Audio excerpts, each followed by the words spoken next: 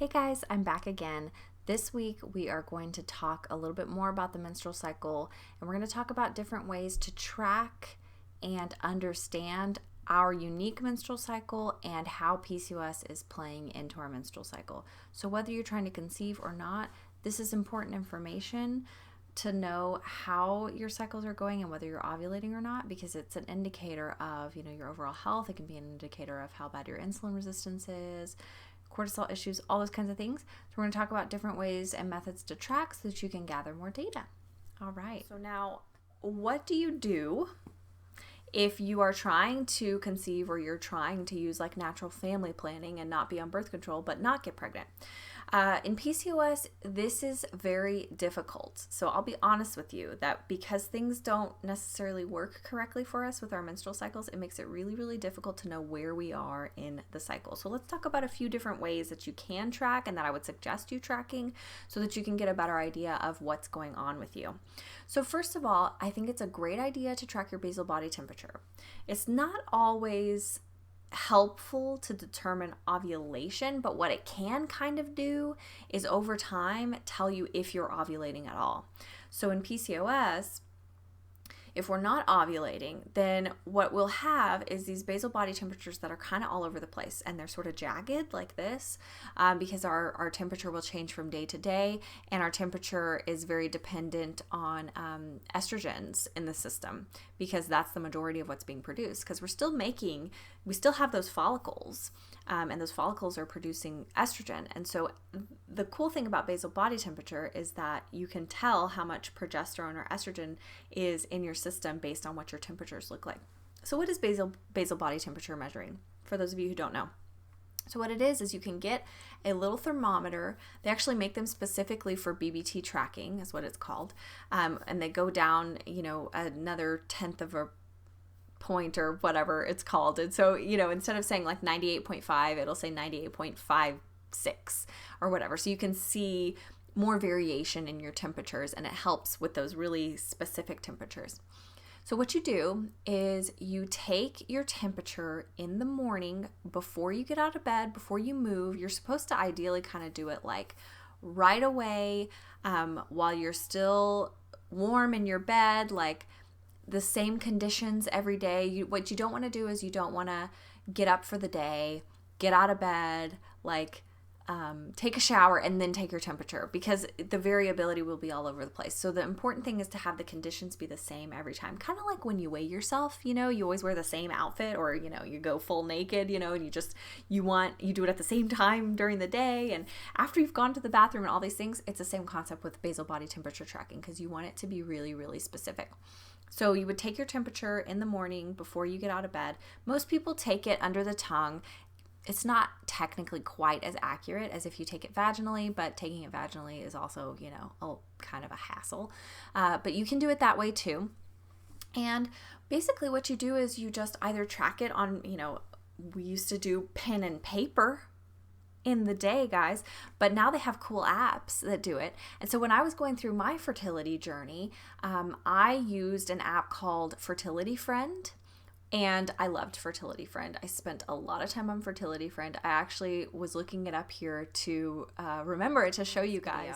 And I looked up Fertility Friend, and I used to use it like crazy back when I was like trying to conceive and doing Femara and Letrozole and all those different things. But I had a lot of anovulatory cycles that I tracked, and then some ovulatory cycles that I tracked. So I thought I would show you guys what the difference between those two things looks like so you can get a better idea. So I'm going to see if I can share my screen with you now. Okay. So here's one of my cycles from 2016, and this was an anovulatory cycle. I was on metformin during this and nothing else. And I was kind of trying to track, and Fertility Friend is cool because you track your basal body temperature, but you can also track your like cervical mucus. And so that was that there. You can track when you have intercourse, if you're trying to conceive, all that stuff. And then you can track meds. So especially if you do metformin, or if you do like letrozole or Femara or Clomid or any of that, those can be tracked. And then you can also track symptoms, which are sometimes helpful. In the early stages of trying to conceive, you're doing a lot of symptom spotting and trying to see like if this cycle is different from the last cycle. It's like every day lasts 1,000 years. So, I totally validate that. But anyway, so remember what I was talking about with estrogen being kind of this hormone that it makes your temperature sort of all over the place. So there's typically a lot more irregularity in the cycles when there's estrogen. So see how this is kind of like up and down and up and down? That's because this was an anovulatory cycle, which means that I did not ovulate this cycle. And it just kind of continued on, continued on. It was so long that I just stopped tracking at a certain point here because I knew I wasn't going to ovulate. And so I was just waiting for the next menstrual cycle, which started way down here. Okay, now here is a cycle that is more indicative of ovulation. And so this is like what more of a typical cycle kind of should look like. So here in the first half of the cycle, you can see that my temperature was lower and a little bit more erratic. And then it looks like I ovulated right around here on day 18. And then my temperature kind of steadily rose, and it is somewhat normal for there to be some changes there, but I also had some progesterone issues, so my progesterone really never got my temperature up too high. And then this was not a successful like pregnancy cycle, so I came back and started my period here. You can see that I took Clomid days 5 through 9, and that triggered an ovulation for me on day 18. So that's an ovulatory cycle. Here's my next Clomid cycle that I did. We moved the Clomid dose up a couple of days, and we increased I believe we kept the dosage the same. But as you can see here, it looks like I sort of ovulated, but it's not quite certain because my temperature was so high up here. Here's another cycle where I ovulated on Clomid. So when you're tracking basal body temperature, some things that you should be aware of is that your temperature is going to be lower during the first half of your cycle.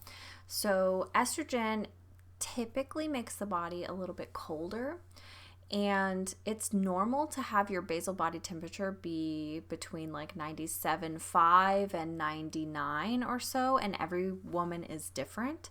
I will say though, if your temperature, one cool thing about basal body tracking is that it can also tell you a little bit about your thyroid health sometimes, or potentially even like cortisol issues, because those are also things that can lower your temperature. And so if your basal body temperature sits, under 98, it might be a sign that you potentially have some thyroid issues going on, or a little bit of a sluggish thyroid. But estrogen makes the temperature cooler, and then ovulation and progesterone are warming, and so they should raise the temperature of the body by at least a degree, sometimes a little bit less, but again, that would indicate maybe a potential issue.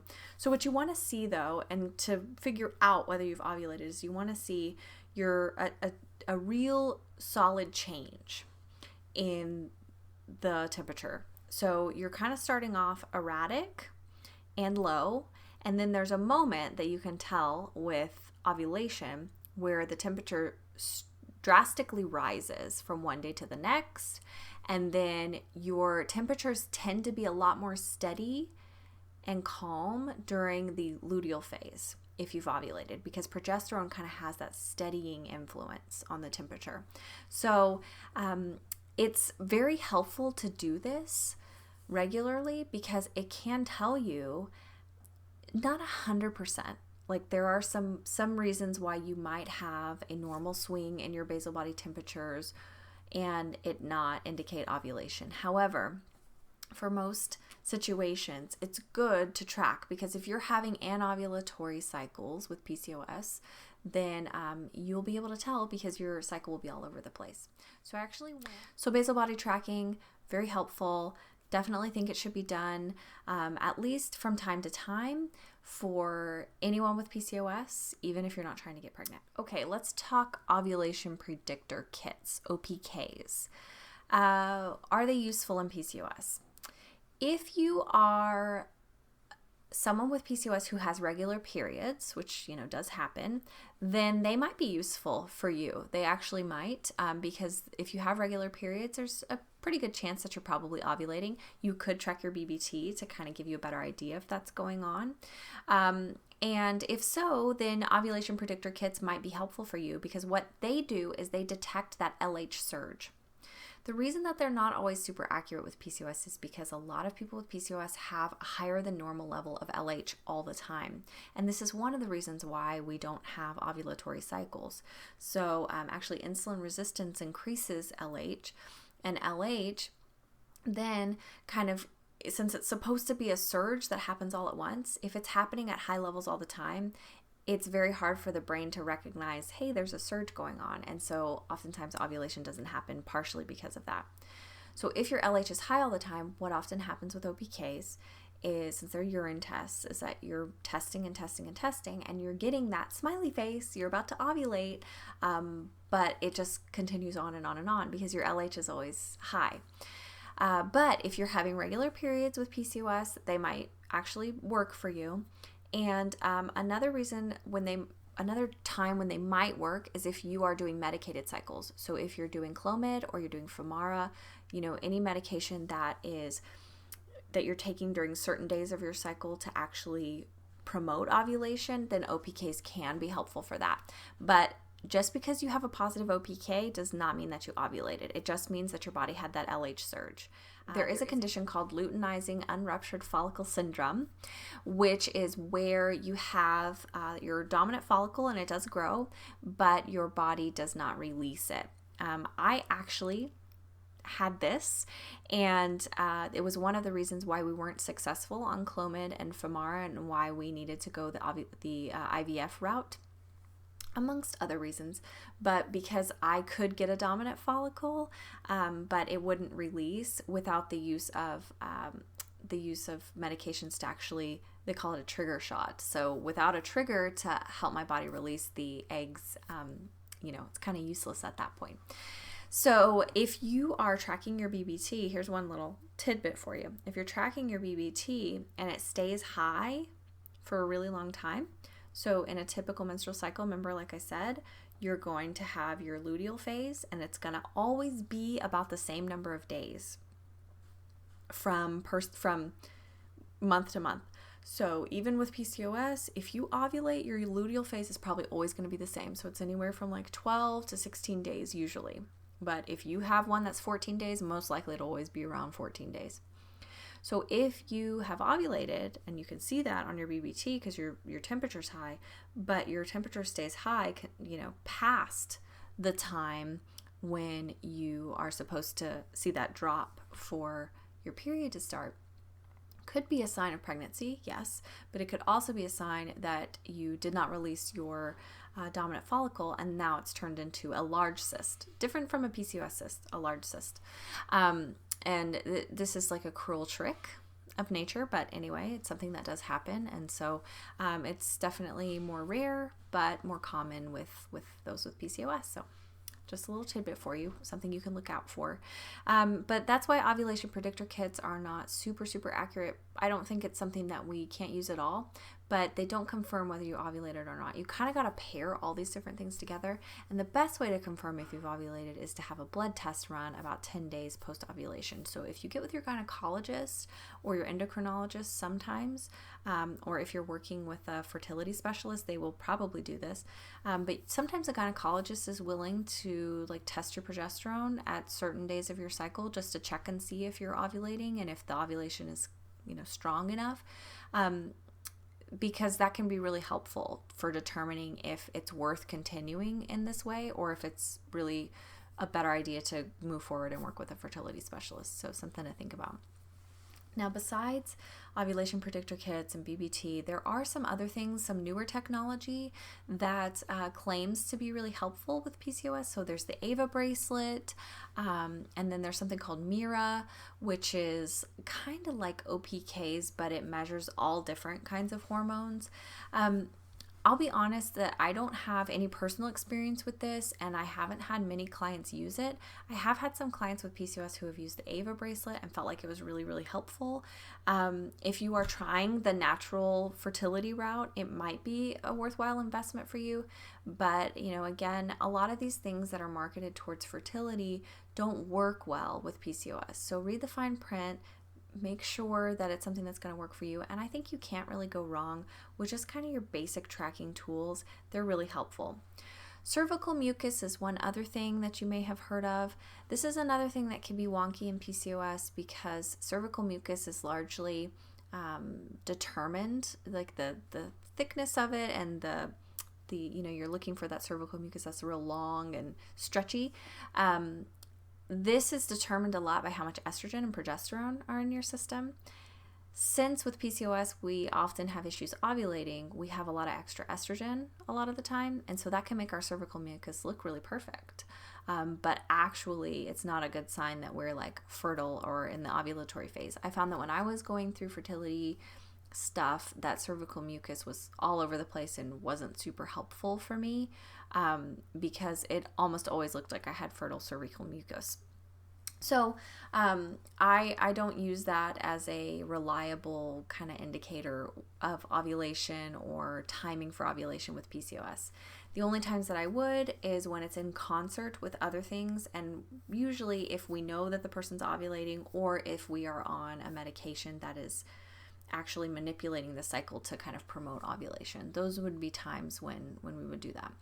One last thing I want to mention is metformin. You've probably heard that metformin can help regulate your cycles. Metformin is not a fertility drug. So it doesn't do like what Clomid does where it changes your actual hormones to like force an ovulation or attempt to force an ovulation. Metformin, all it does is it reduces insulin resistance and it helps to keep your blood sugar levels more stable. And in PCOS, since this is such an issue as to why we don't ovulate because it promotes the production of testosterone, sometimes metformin can be enough to get the insulin resistance under control to the point where our body starts ovulating naturally. But it doesn't work for everyone. And, some people it helps a lot, some people it doesn't. And it's not something that you can say like, well, I'm on metformin, so I'm definitely ovulating. That's just not the case. Okay, so that's the menstrual cycle and a few different things about how to track it and all that. Next week, we're going to talk more about what the reasons for things going wrong in a PCOS menstrual cycle are and what to do about those. Okay, talk to you guys soon.